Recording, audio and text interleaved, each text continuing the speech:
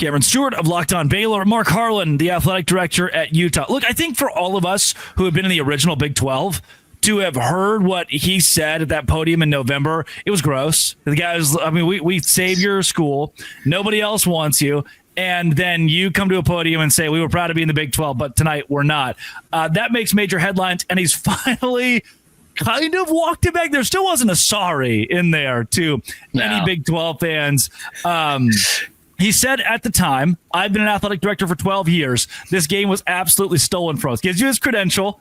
Like I've been a janitor here for a long time. I've seen a game. Seen a game or two. Stolen from. We were excited about being in the Big 12 tonight. I am not. We won this game. Someone else stole it from us, which is just a crazy thing to say.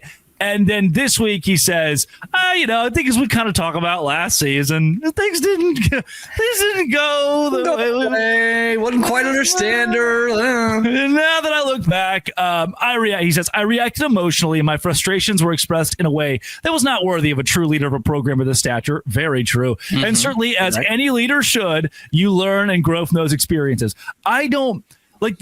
He didn't talk to anyone publicly for months after this. He damage controlled it. He said, we're going to go 0 dark 30. Nobody say anything. They'll forget about it.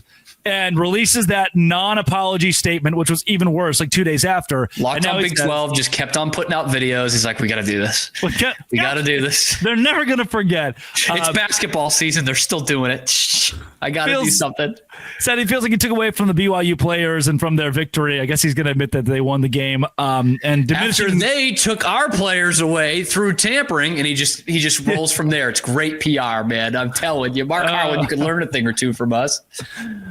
Says that diminishing the membership in the Big 12 after the game, he doesn't want anyone to think that their participation is something they're not proud of. He thinks that they're honored to be competing.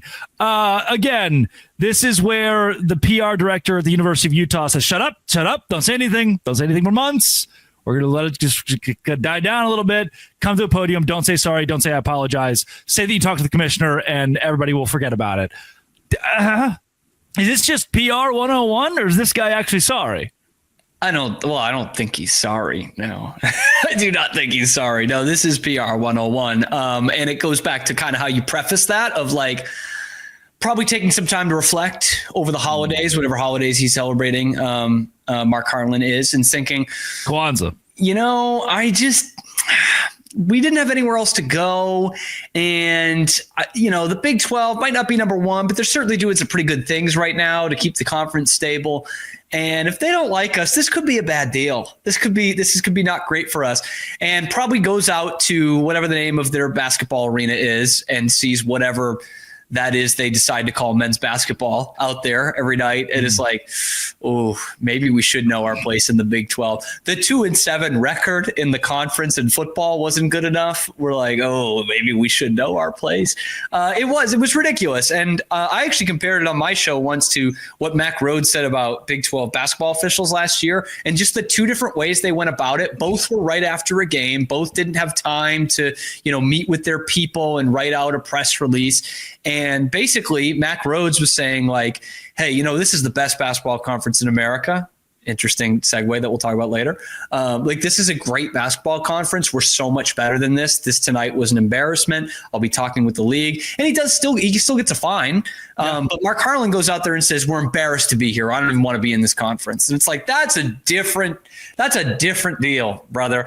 And again, with Utah, like their whole fan base thing was talking about how they're so much better than this conference the whole offseason. And then when they sucked, they revert to, Arizona State didn't have a lot of fans at the conference championship game. And like just acting so above this. And it's clearly a trickle down effect from the head honchos at Utah Athletics, who go on in their press release to brag about how good their volleyball team was this year.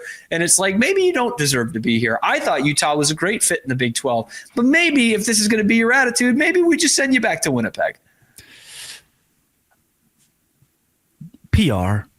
It's a beautiful thing. I was a PR student. You studied it. Yeah. And this is what we did. Part of it. We said if you were too loud on the front end, just be quiet. Just let everybody forget. Let it simmer down a bit.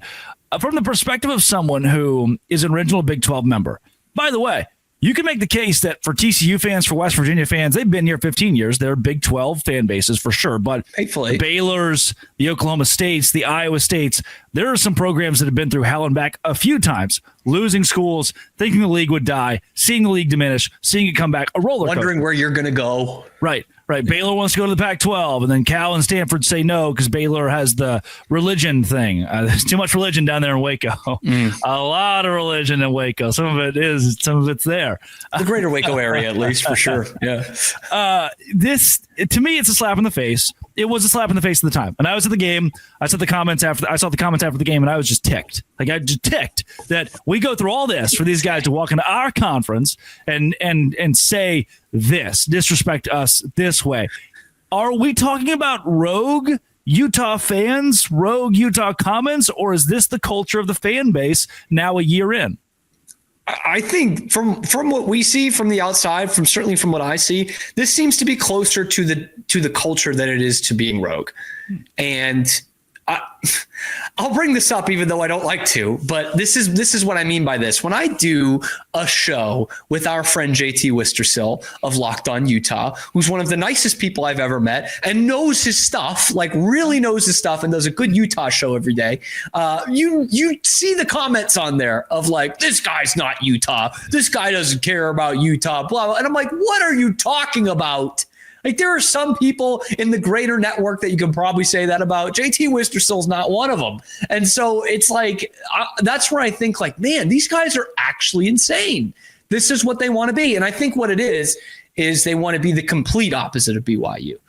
Like BYU is nice and level-headed and very passionate. And so Utah's like, let's not be nice or level-headed and be even crazier passionate. I'm sure I've seen some in the comment section too. There are some nice people out there that root for Utah that are more level-headed, but I think their culture and identity is trying to be, the exact opposite of BYU and be crazy out there and say, this is because they finally got that. They've had good success the last 2 decades, but finally those last couple of years in the Pac-12 of getting like that real taste of success of winning the Pac-12, beating the USCs of the world and the Washingtons and the UCLAs and the Arizonas and getting to Rose Bowl games, I think is big for feeding into that. But yeah, I think that's closer to what they are. I think there will be some Utah fans that are like, hey, we're not all like that. And I'm sure you're not all like that. But yes, that is closer to the culture than I think the rogue people. I'm not sure if you can make fun of Utah Utes comment sections when even your comment section, I'm not sure if you've read those who comment on Locked On Baylor. Some saying that they wouldn't give Drake C. Toll, aka Troll, any attention and disown me as a Baylor alum. So I don't know. I wouldn't know. I feel like every locked On comment section has its own issues sometimes. Coming up, Big 12 basketball collapsing, ? Baylor's a part of that. Locked On Big 12, part of the Locked On Podcast Network, your team every day. Today's show is brought to you by Prize Picks. Prize Picks, I make money, and all I have to do is kind of know some things about football. And guess what? I kind of know a couple of things about football, contrary to popular belief. This message is brought to you by Prize Picks, the place to get real money sports action. 10 million plus members and billions in winnings. Prize Picks has changed the game in daily fantasy sports. Playoffs or regular season, Prize Picks is there for you. It's playoff time. No better time to get in on the action. Pick more or less on 2 players.